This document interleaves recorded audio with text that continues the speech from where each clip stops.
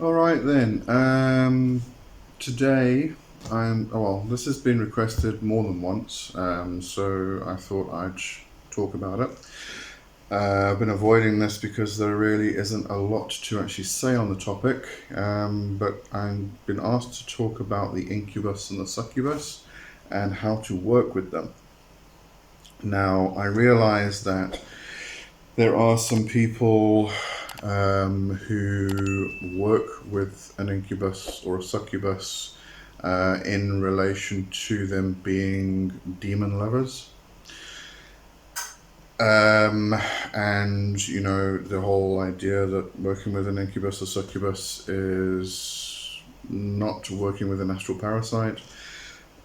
That seems to be a modern interpretation. I am probably maybe a bit old school in this regard and have reasons for that, which I'll explain. Because you simply do not work with an incubus or a succubus, and they are definitely not demon lovers, they are astral parasites. Today's video is probably going to be a little bit disappointing for those people who asked me to talk about this. But this is my own perspective, my own viewpoint. Not everybody is going to agree with me, and I'm not going to agree with everybody else.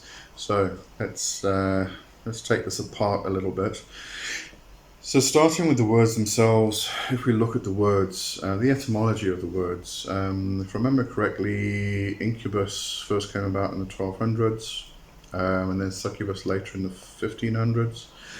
But they don't have roots to something different. Like if, for instance, we were to take the word demon, which the English word demon, which has been Christianized and has come to mean an evil spirit, something evil. Okay. However, that has roots in the Greek and the Latin, daemon and daimon, right? Those words mean something different to what the modern Christianized interpretation is. So the root of that word is completely different to what we know it as today.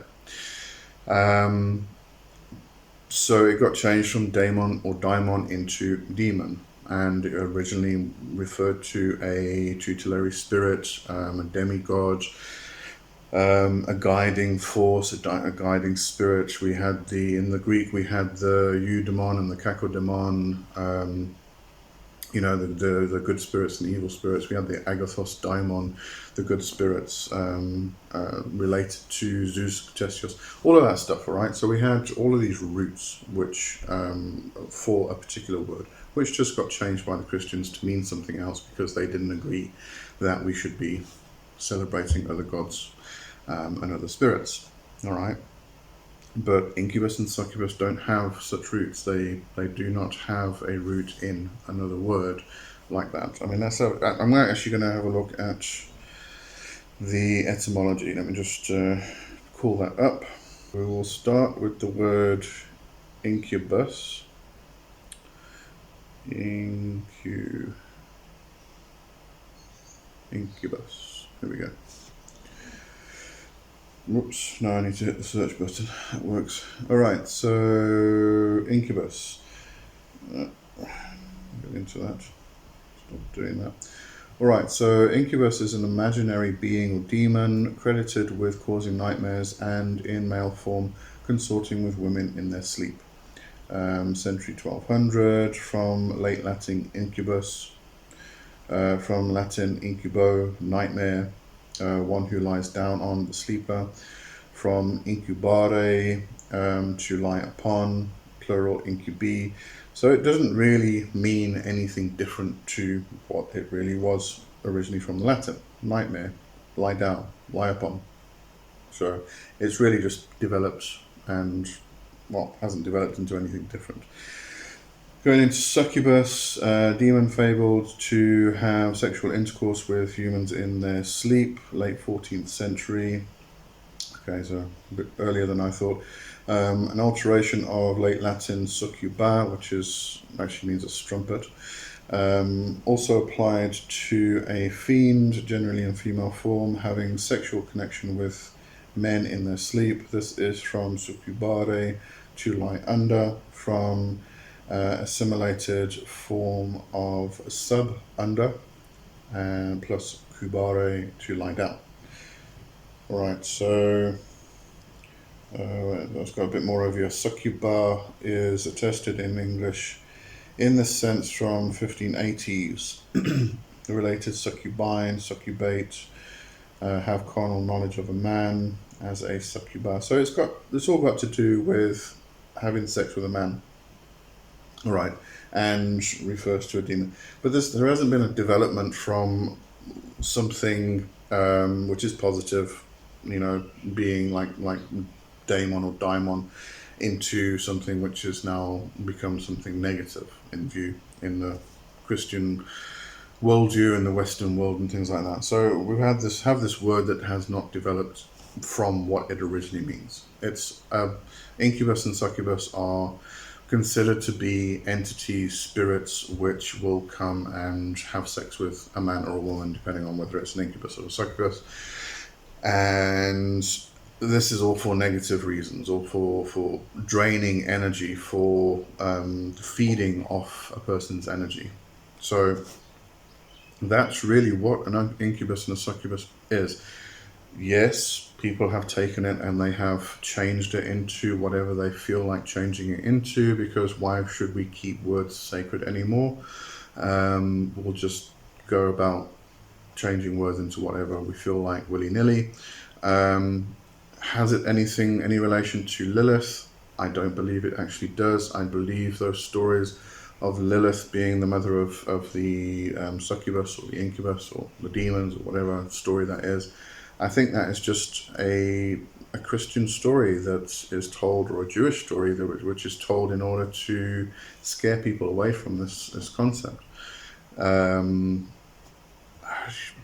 own interactions with Lilith personally have nothing to do with incubi or succubi. They really are just astral parasites. They are not demon lovers. If you want to go and get a demon lover, that's up to you. When I did actually study up and look into demon lovers specifically some years back, there were some apparent and obvious things. A demon lover, what it really boils down to is you create a pact or an intention of you want a demon lover which has X, Y, and Z qualities, okay?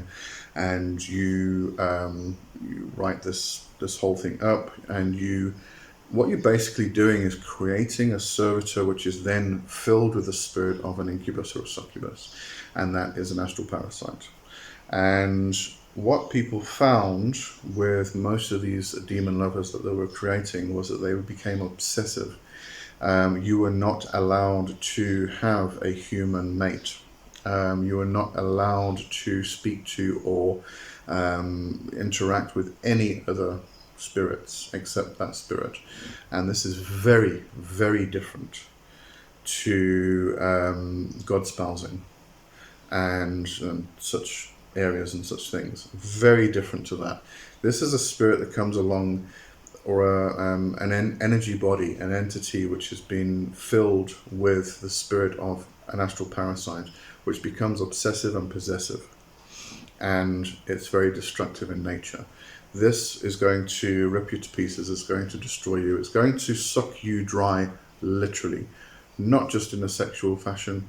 It's going to suck you dry energetically. It's going to destroy you completely. All right, that's really what we're talking about, and therefore, no, I would not suggest working with these entities at all, not at all. Regardless of what everybody else is talking about and saying, oh, they're demon lovers, they're fantastic, they're wonderful.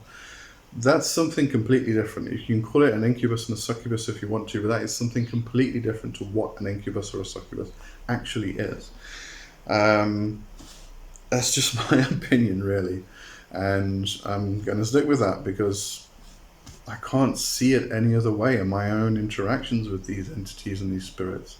Over the years, that's what it boils down to. I call it something different. If I create an entity or a servitor that I interact with on a sexual fashion, in a sexual nature, I'm not going to fill it with the the energy of an astral parasite. I'm going to fill it with something completely different. It may be a demonic force that I ask to get a familiar from, and that familiar may fill the body of that servitor in order to achieve such a goal. Definitely not a succubus or an incubus. That's totally different. And as I said, I think what's happened is people have just taken these words, they have decided to change the meaning of them just willy-nilly because it suits them. And you know, they're not dealing with that actual thing. They're dealing with something totally different.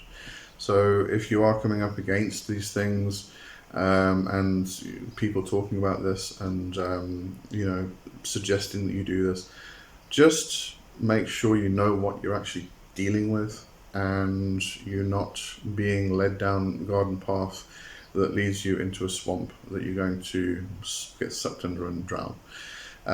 These incubus and succubus, and it's, we always talk about the incubus and the succubus having a sexual relationship. They're not actually after the sex. They don't care about the sex. All they care about is the feeding, the energy. And if you were an entity that wanted to feed off human energy, like a junkie, you just wanted to drain that person, and the quickest and most powerful energy that you could drain off a person, these things would be sexual energy. They would be anger. They would be depression, fear, all of those emotions, all of those feelings, all of those things. Those are the things you're going to go after in order to feed from, and those are the energies that you're going to pull off, and you're going to drain the person dry, because that, as I said, it's like being a junkie. These astral parasites just want to drain you. They want to feed. They want more and more and more and more energy, so they can grow stronger, and they don't care what happens to you. You'll just become an empty shell at the end of the day. That's what these entities are actually doing. If you're working with those actual entities, again, words have changed. Words have no sacred meaning anymore. We just change them willy-nilly and decide what we want them to be. But that's my little rant and my interpretation and my understanding of what these things are. So, as I said, I've been asked to talk about this on more than one occasion, and I've avoided it because really that's it. My advice: don't work with them. You don't want to work with them. You don't want anything to do with them unless if you are working with an actual incubus or a succubus. It's going to drain you dry. It's going to beat you up. You'll probably wake up with bruises, scratches, and everything else. Why would you want to do that? I don't know. Anyway, so that's my rant. That's what I had to say, and I'm going to leave it there. All right. So have a good one, and I'll see you next time. Cheers. Bye-bye.